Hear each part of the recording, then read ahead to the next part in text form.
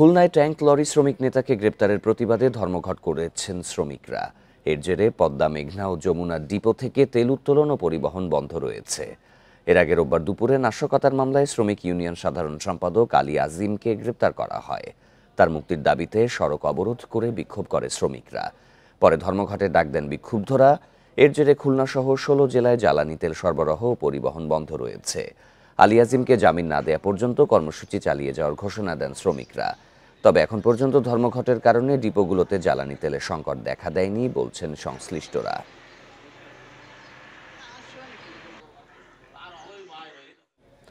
এ নিয়ে আরও জানাতে খুলনা থেকে যোগ দিচ্ছেন সহকর্মী এইচ.এম. শামীমুজ্জামান।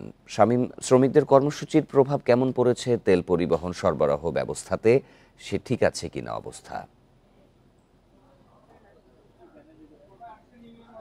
দেখেন, সকাল থেকেই কিন্তু পদ্মা, মেঘনা এবং যমুনাতে তেল উত্তোলন এবং পরিবহন বন্ধ রয়েছে।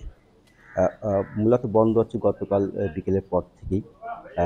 আমরা আগেই বলেছি যে বিভাগীয় ট্যাক্স শ্রমিক ইউনিয়নের নেতাকে গ্রেপ্তারের প্রতিবাদে শ্রমিকরা এই কর্মসূচি পালন করছে এবং তারা যেটা বলছেন, যত সময় না পর্যন্ত আলী আজিমকে মুক্তি দেওয়া হবে তত সময় তারা এই কর্মসূচির মধ্যেই থাকবেন এবং তারা যেটা বলছেন যে মুক্তি দেওয়া না হওয়া পর্যন্ত তারা ধর্মঘট পালন করবেন এবং সকল প্রকার জ্বালানি তেল উত্তোলন এবং পরিবহন বন্ধ থাকবে।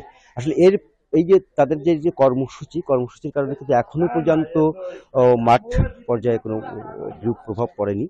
আমরা সকালে বিভিন্ন পাম্পে খোঁজ দিয়েছি, তারা যেটা বলছেন যে গতকাল বিকেল পর্যন্ত যেহেতু জ্বালানি তেল উত্তোলন এবং পরিবহন ছিল এবং সে কারণে এখনো পর্যন্ত সংকট দেখা দেয়নি।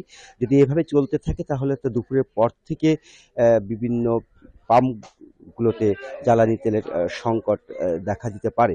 অপরদিকে আমরা কথা বলেছিলাম শ্রমিক নেতাদের সাথে, তারা যেটা বলছেন যে আলী আজিমের বিরুদ্ধে যে মামলাটি দেওয়া হয়েছে সেই মামলাটি ষড়যন্ত্রমূলক এবং যেহেতু ষড়যন্ত্রমূলক মামলা, সে কারণেই তাকে মুক্তি দেওয়া না হওয়া পর্যন্ত তারা কর্মসূচিতে চালিয়ে যাবেন। আর এদিকে আমরা এই বিষয়টা নিয়ে পুলিশের সাথে কথা বলেছি, তারা বলছেন যেহেতু এজাহারভুক্ত আসামিকে গ্রেপ্তারের পর আসলে পুলিশের কিছুই করার থাকে না, পরবর্তী সিদ্ধান্ত আদালতের।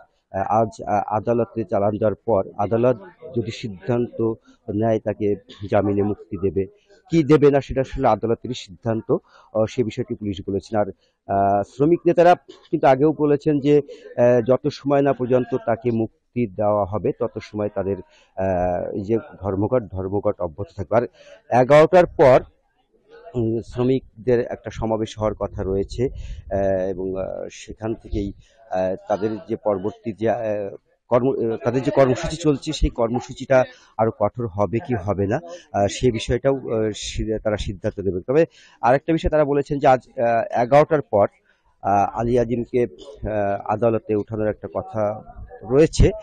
আদালতে ওঠানোর পর আসলে আদালত কি সিদ্ধান্ত দেয় তার উপরেও আসলে নির্ভর করছে যে তাদের আগামী যে কর্মসূচি, তাদের এই যে কর্মসূচি চলমান রয়েছে সেই কর্মসূচির বিষয়ে তারা সিদ্ধান্ত নেবে। যদি জামিনে আজ মুক্তি পাওয়ার পরেই তারা তাদের এই যে কর্মসূচি প্রত্যাহার করবে, আর যদি মুক্তি না পায় সেক্ষেত্রে কর্মসূচি তারা আরো কঠোর করবে বলেই আমাদেরকে জানিয়েছে। তো এই ছিল আমার কাছে সর্বশেষ তথ্য। খুলনা থেকে জানাচ্ছিলেন সহকর্মী এইচ.এম. শামীমুজ্জামান।